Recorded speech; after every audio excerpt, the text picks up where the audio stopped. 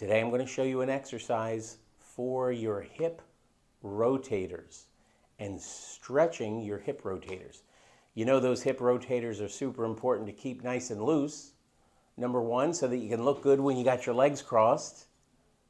And it helps with walking. It helps with lifting. It helps with almost everything that you do. It helps you watch TV at night longer because then your hips don't bother you. So watch this exercise that I'm going to show you. Super simple. You can do it on the floor. You can do it on the bed. It really doesn't matter where you do it. All I want you to do is lie down. You're going to have your knees bent. You're going to have your feet slightly, I'm going to say about shoulder width apart.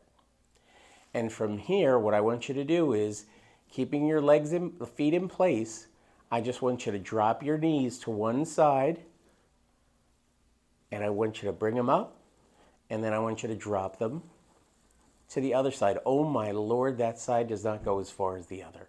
And that's what I want you to feel when you do this. Now, you may feel some asymmetry, and that's okay. You can pause at the bottom. You can pause at the top. But what I want you to feel is the relative symmetry of tightness or looseness. You might feel it in your low back.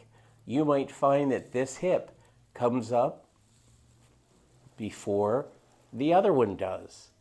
And that's okay. You want to keep your upper body nice and flat and let all the motion come from down here.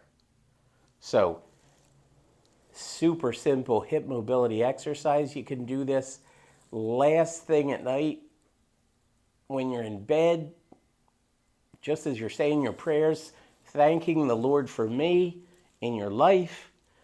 Oh, that feels good. Go side to side. You can do as many of these as you want. You can do them last thing at night, first thing in the morning. That is a wonderful hip mobility exercise. Try it out.